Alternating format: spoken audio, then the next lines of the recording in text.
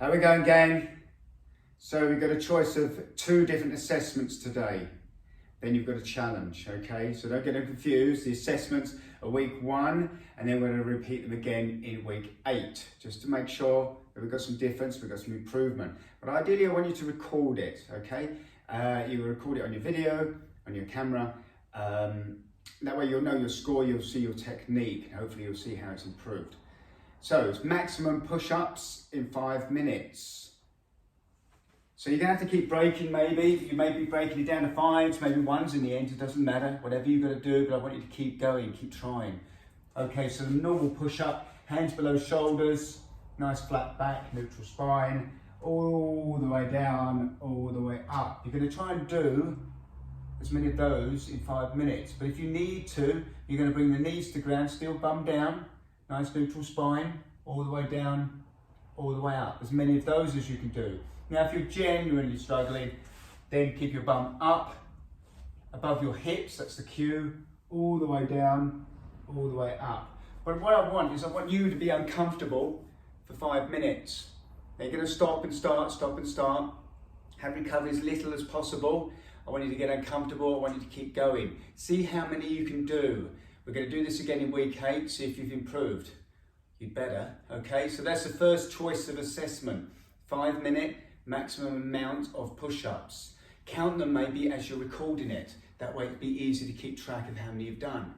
Now the alternative is maximum amount of Cindy's in 5 minutes.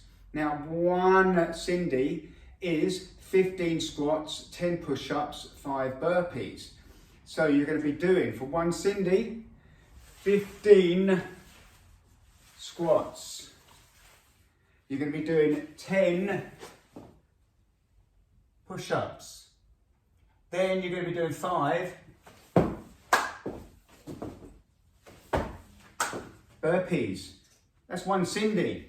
See how many you can do in 5 minutes.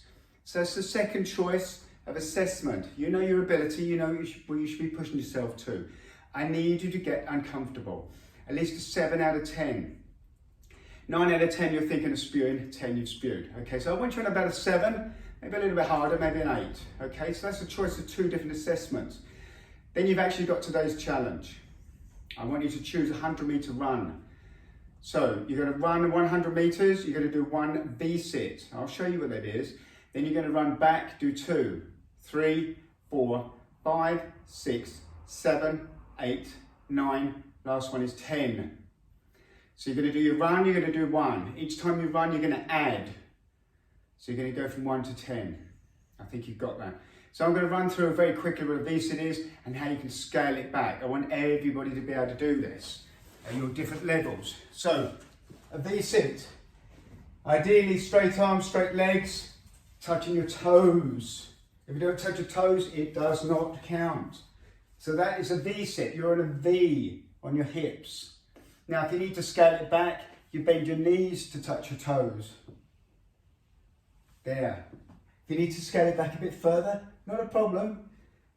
Elbows back so you can't see them. You're going to do crunches. Now, of course, common sense applies. If you can't run, turn it into a jog. If you can't jog, do a fast walk. If you can't do a fast walk, do a slow walk. Do what you can do to get uncomfortable. If you need to adjust the distance, fine, adjust the distance. I'm just giving you an idea what I want you to do in principle. Travel a distance, do 1 of something, 2, 3. Try and build up some endurance. See how many you can do. Week 8, I want you to notice a big difference. So, good luck, gang.